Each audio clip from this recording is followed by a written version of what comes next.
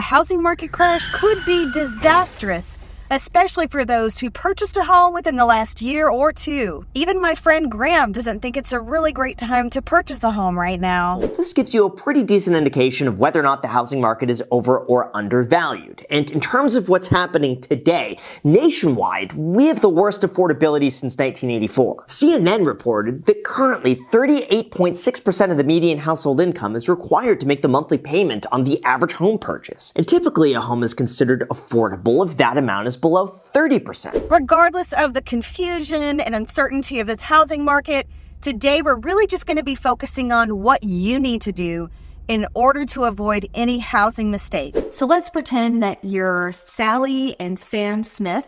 You purchased a bigger home for your growing family at about $700,000 and you locked in about a 6.3 interest rate. And the lender says, don't worry, you'll get a chance to refinance once rates go back down. And over the course of the next 6 months, you kind of start to see, some home values, some homes in your neighborhood that got sold for a little bit less and a little bit less and a little bit less. And you're starting to wonder, is this a good thing? Is this a bad thing? And the other thing that you're noting about these homes is they're sitting for 60 days, 120 days before they even get a chance to get sold.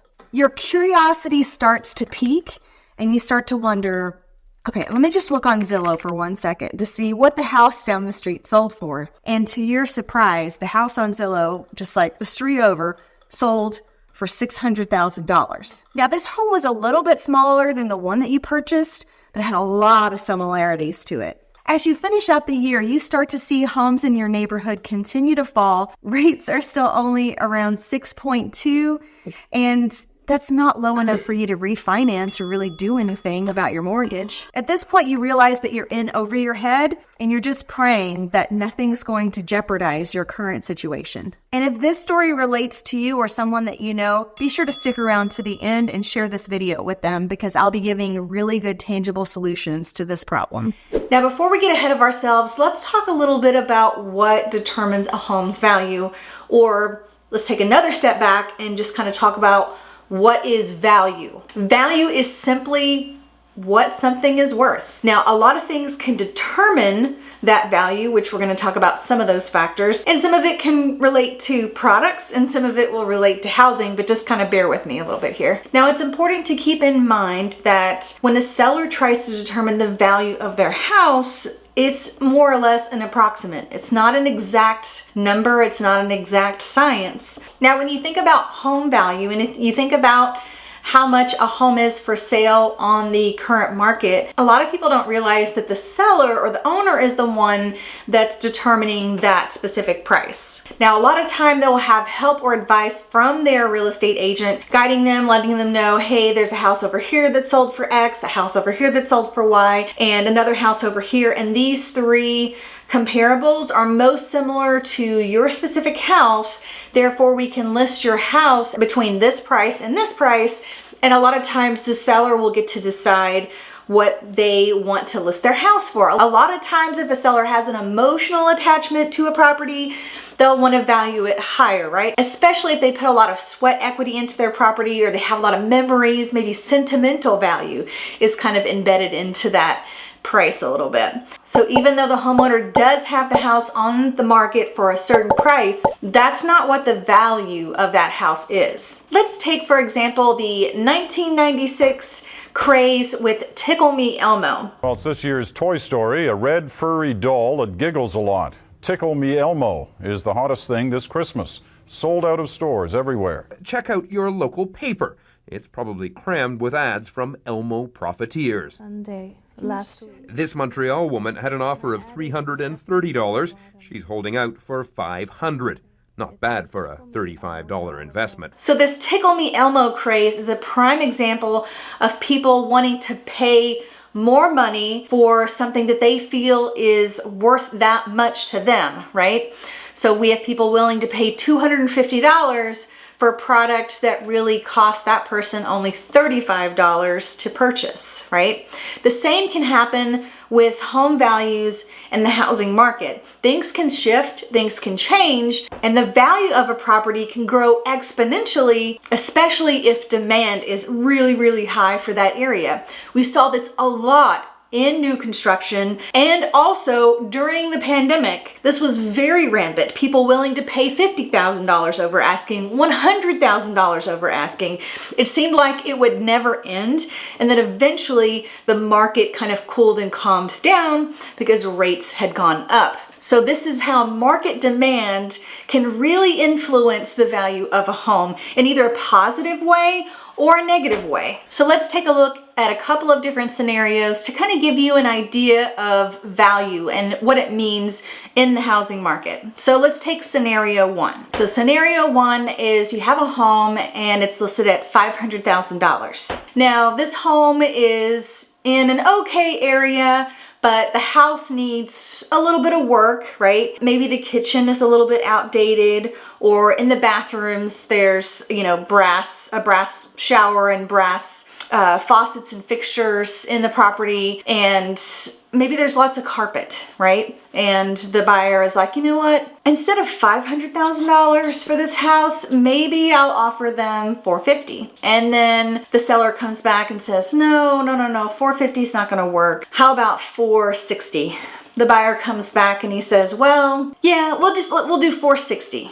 So that person feels like they got a deal, right? They bought a $500,000 house for $460,000, whereas in reality, that home was worth $460,000. Now let's take another example. Let's take a house that's also $500,000, and this specific house backs to a creek. This specific house is also very updated, and it's in a very trendy, hip area where they're starting to put some parks, or maybe there's a new HEB that's being built right around the corner, right? And the neighborhood is starting to really pop and really grow. And so now you have a situation, the home is worth $500,000. A buyer comes in and says, look, I think this home is worth $550,000. And so they put in their offer at $550,000. Obviously there's multiple offers in this type of situation. They win the house at $550,000. Did they overpay for that house? Or was it really worth $550,000? Now there's a lot of things that you can look at in market data and market trends to see, how far off that was, but maybe that's going to be the new bottom of that market, right? Because that neighborhood's going to start to grow in popularity. It's going to start growing in value because of all of those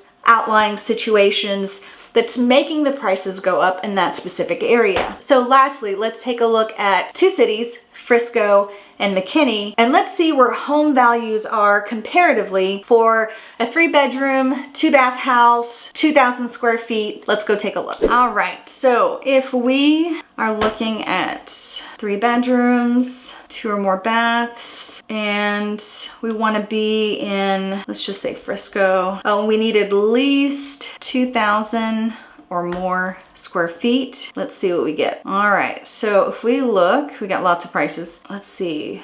$470,000 is the cheapest home in Frisco that you can get for 3 beds, 2 baths. This one is just over 2,000 square feet at $470,000, built in 1998. Has some updating, countertops need to be updated. So outdated kitchen, there's one for $475,000. These are all like little boxy 2 stories, it looks like. This one's a nice one for $484,000. Okay, and that's all in Frisco. Now let's look at McKinney. So keep that in mind, $460,000 is where we were at. So if we go back, let's take out Frisco and put McKinney. All right.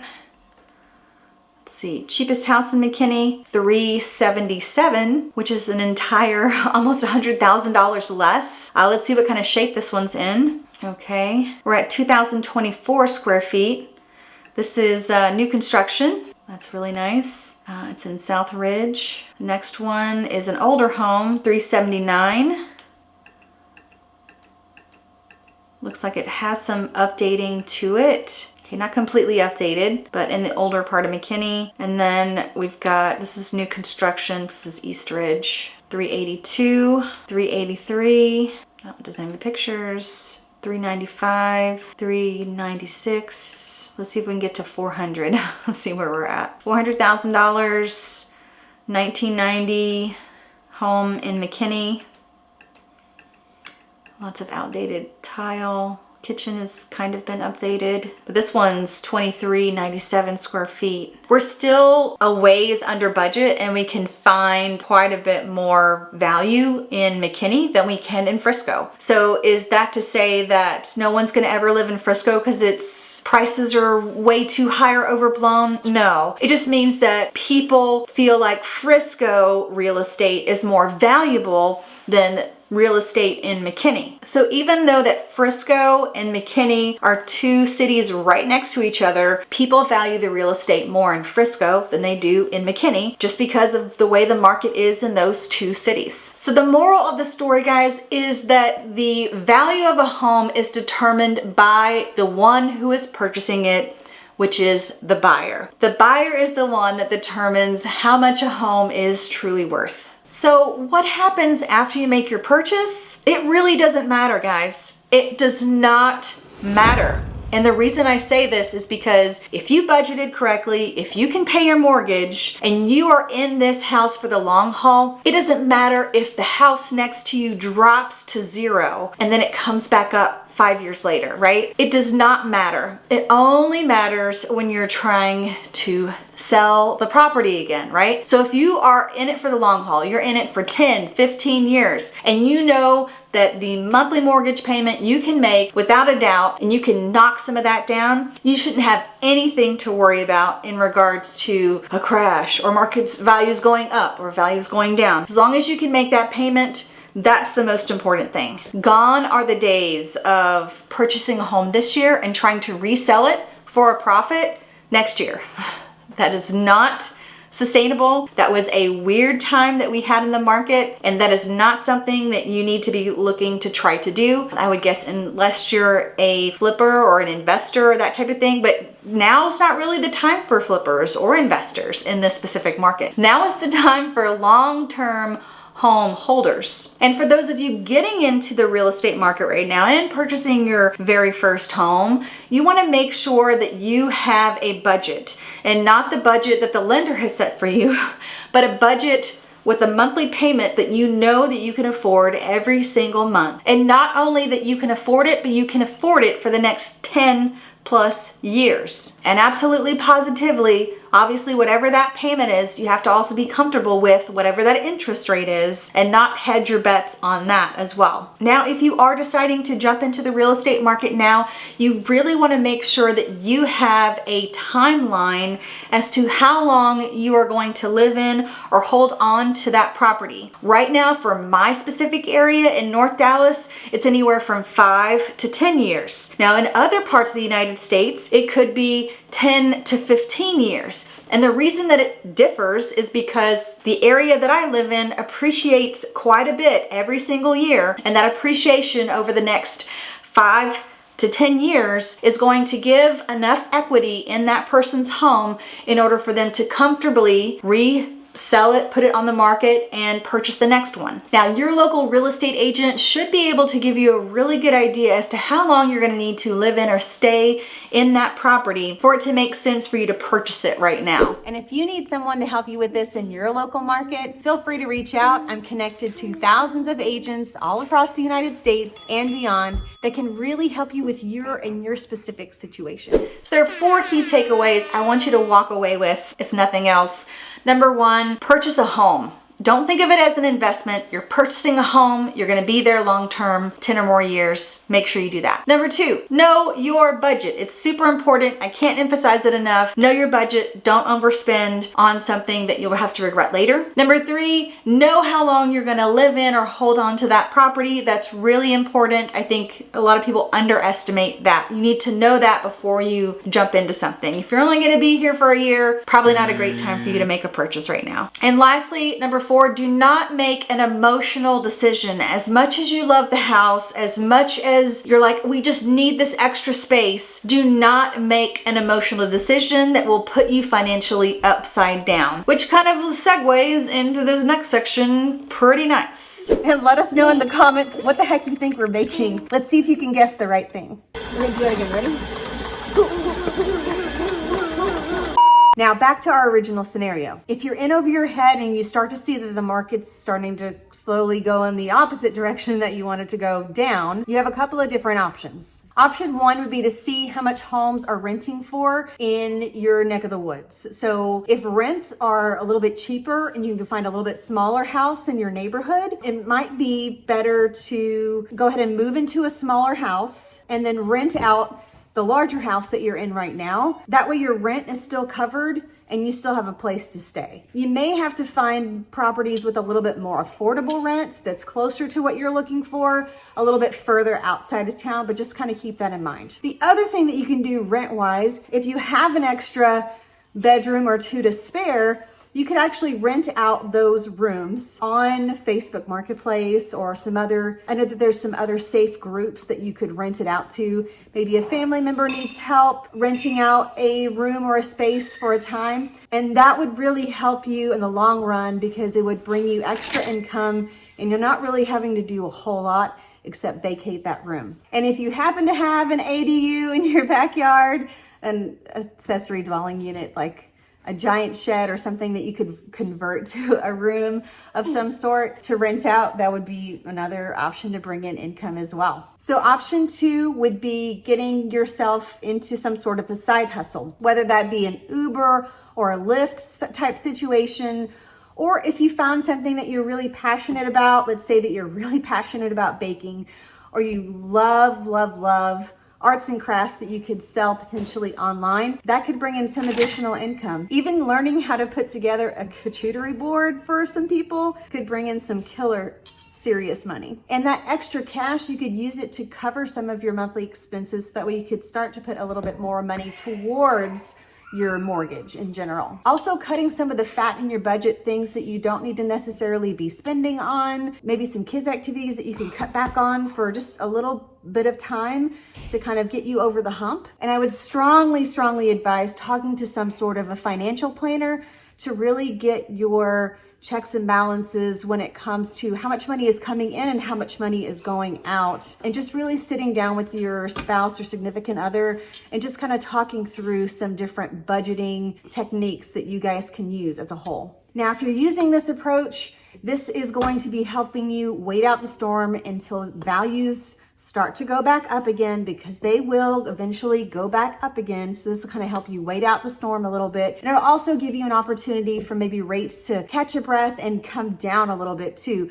So this is really more or less a solution to kind of bide you some time to try to stay in your home that you're currently in. And you might want to get an agent or a mortgage lender involved just to kind of see how far underwater you are, when they anticipate values to kind of spring back up again and rates to kind of go back down, essentially. So what do you guys think? Is the market gonna just crash and burn and crash all over again?